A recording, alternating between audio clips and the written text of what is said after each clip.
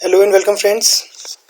Today, in Unit 3, in which we have been discussing commercial correspondence, we will continue our discussion on how to write the various types of letters to different stakeholders.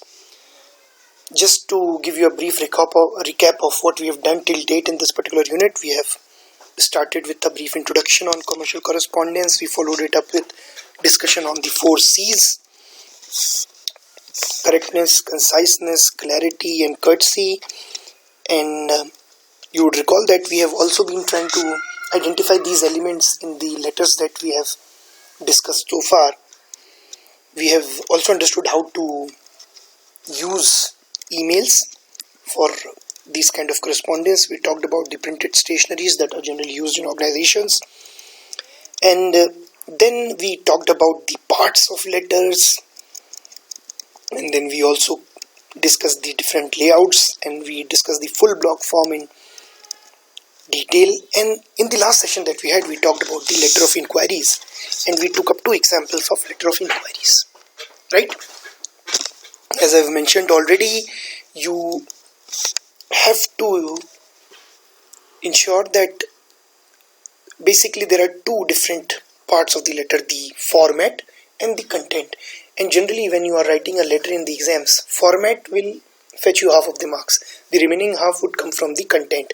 Format is easy to remember, so you should aim at scoring 100% in the format. You should not at all go wrong in the format, which means that if, for example, this is a complaint letter, and if I'm using the full block form, I don't mention the date here. So that would be the correct format, right? Now, the second half, which is important, is the body of the letter. And in the body of the letter, you have to ensure that you are being very, very clear, and you are, of course, using courtesy sentences. Rather than saying something directly, you are being very polite in mentioning that. Rather than telling somebody to share some information with you, you say, "Sir, would you be kind enough to share this information with us?" So this is how you make the body of the letter look more courteous. Fine. So this is again what we are going to discuss today. We are going to discuss the complaint letters today, and the whole idea behind these sessions is that since you have already understood what is the format of the letter, the layout, where do you put the different parts of the letter, so I'm not focusing on that. So excuse me in case you find that maybe reference number is missing here. So I'm not mentioning it just because the focus is on this aspect only. Fine, right? So right now we are discussing the body of the letter. So my focus is on the body of the letter, and I'm trying to tell you as to how to write the body of the letter.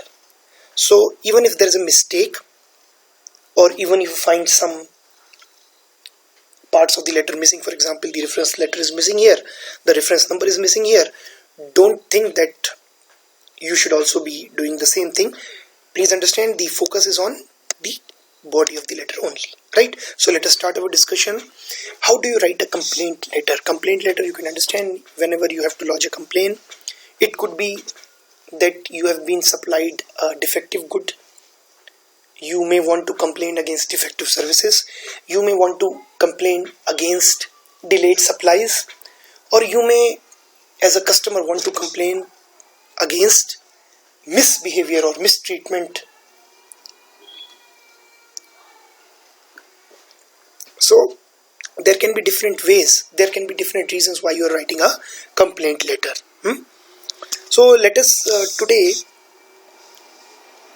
understand how to write the complaint letter, and this particular letter is written by Mr. Amit Vachan. Again, all the things, all the information which has been mentioned here, these are all fictitious, so you don't need to go and check whether this particular person is available on WhatsApp or not. Now, let's go straight away to the body of the letter. You understand that this is a date, and I have not put in any reference number, but there is a reason why I have not put in a reference number. Generally, this reference number is used when an organization writes to somebody. when an organization writes to some other organization, or maybe when the organization writes to a customer or an individual. But generally an individual would not write a reference number. So the reference number is missing here because of that reason, right? You can understand this is the date, this is the name and address of the receiver, this is the subject line, this is the salutation, this is the closing, and the name and address of the sender. So you understand all these things, and you understand that this is all full block form. Everything is starting from the left extreme without any gap from the left extreme. Let's come to the body now. Now you can understand that this is a letter of complaint, and this has been written by this guy, Mr. Amit, and he has written this letter to the manager, who he finds out is a lady. So he's written, "Dear Madam." Now this is to bring to your kind knowledge that the undersigned means what? The person who has signed here, literally, which means that the person who is sending this particular information. So this is to bring to your kind knowledge that the undersigned has purchased the Jeevan Anand bike insurance policy from your organization on 25th February. So this guy, Mr. Amit, has basically purchased a bike insurance policy. You can get your bikes or cars also insured. So he has purchased this bike insurance policy from New India Assurance Limited, right? So he is first of all mentioning the policy that he has purchased, and he is mentioning the date. However, sir, now this is wrongly put here. It should be, however, madam, the policy document is yet to be issued after even more than 3 months. So this guy who has actually purchased a policy has not been given the policy document. Once you purchase the policy, you get a document which you can take to the court also in case the company does not abide by the terms and conditions of the policy. So that document contains everything: the obligation of the customer, the obligation of the company, the terms and conditions, what would be the rate of return in case it is that kind of a policy, what will be the amount that would be insured. So every detail is there in that document, and the customer, Mr. Amit, wants to complain that he is yet to receive that document. And ideally it should be sent to the customer as early as possible after he has paid for the policy. He has paid the policy premium. He has purchased the policy. So he is complaining that he is yet to receive the policy document after 3 months. So 25th February he has purchased the policy, 25th March, April, May, 25th May also he has not been able to purchase he has not been issued the policy document. Now have a look.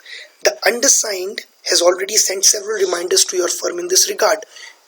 Undersigned again means Mr. Amit has sent several reminders. So he must have sent mails, he might have sent other letters also to the company asking for the policy document. And now he is coming to his grievance. Sir, ma'am, you would agree that this kind of treatment of an existing customer does not suit the largest Indian non-life insurer. Largest Indian non-life insurer is New India Assurance Limited, right? So he is saying that, madam, this kind of treatment meted out to a customer, it does not suit a company like yours, such a big company, such a reputed name. Rather than saying it straight away that it is very bad on your part to have treated me like this, I cannot say it like this. Why can I not say like this? The reason is very simple. You have to be courteous when you are writing these kind of letters. So what you are saying is, ma'am, you would agree that this kind of treatment is of an existing customer does not suit your company. It does not suit the kind of image that your company has, the kind of image for customer service that your company has, right? And this is how you have to say this in a very courteous fashion. Request you therefore, madam, to kindly direct immediate issuance of the policy document.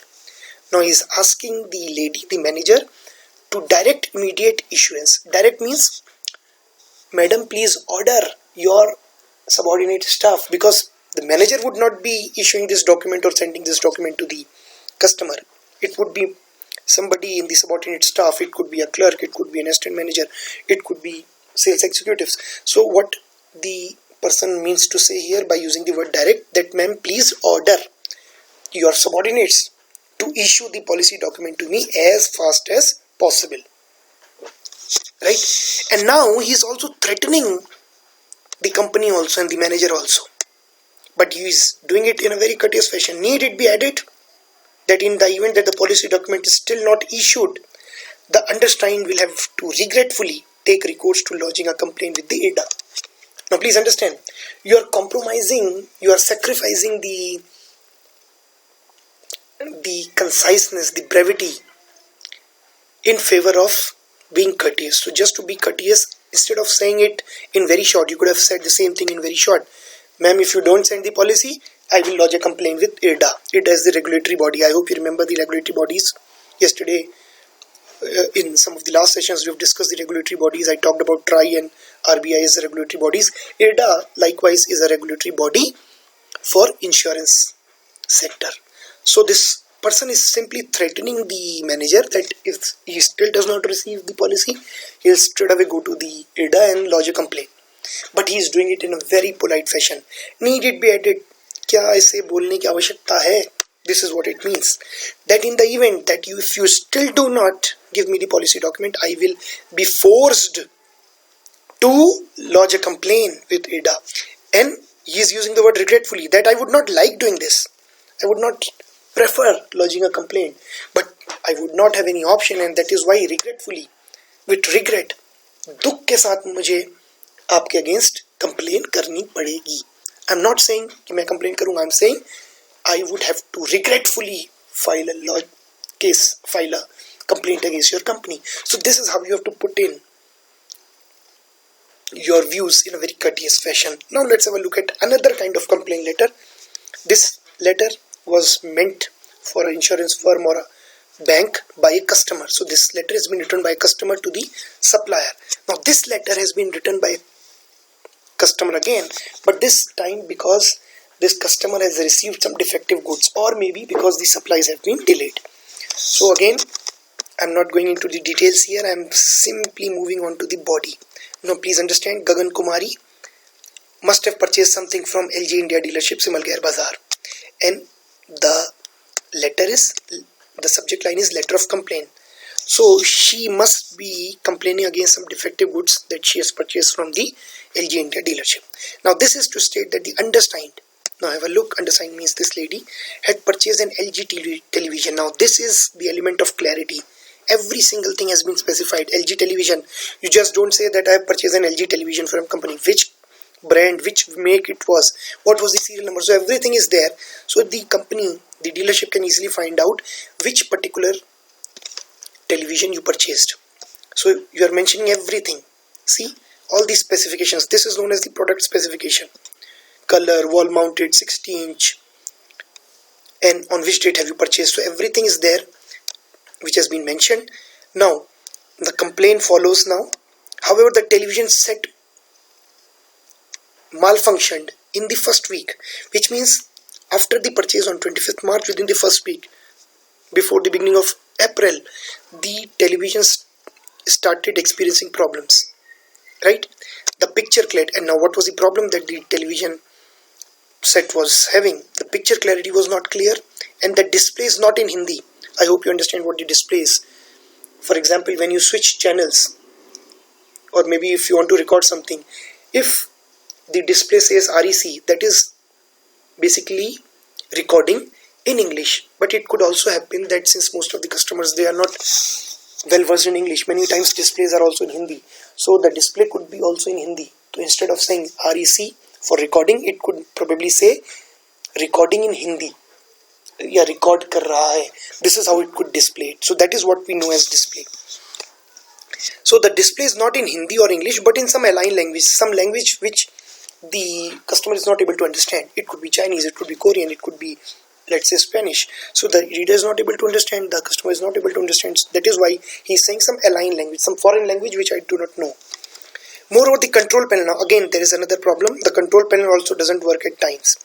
So there is some manufacturing defect in the television set. So basically there are 3 to 4 problems that the customer here has talked about. The picture clarity, then the display, then the control panel not working, and in the end the customer says that there is some manufacturing defect, otherwise so many problems couldn't have come up straight away. Then she comes to the main point. Therefore, sir, you are requested to kindly replace the television set with another one at the earliest, so that the undersigned is not inconvenienced any further.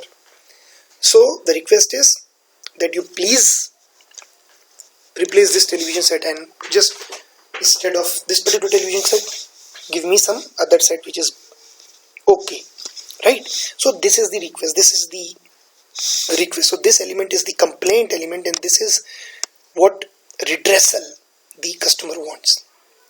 Fine. Again, you can also threaten the manager of this particular dealership by saying that you would be forced, sir, in case the TV is not replaced by this particular date, I would be forced to lodge a complaint with the consumer forum. I hope you are reading about consumer forum in business environment, so you can do that as well. Fine. So this is how you write complaint letters. Thank you very much. Tomorrow, in the next session, that is, we'll be discussing how to respond to such complaint letters. Fine.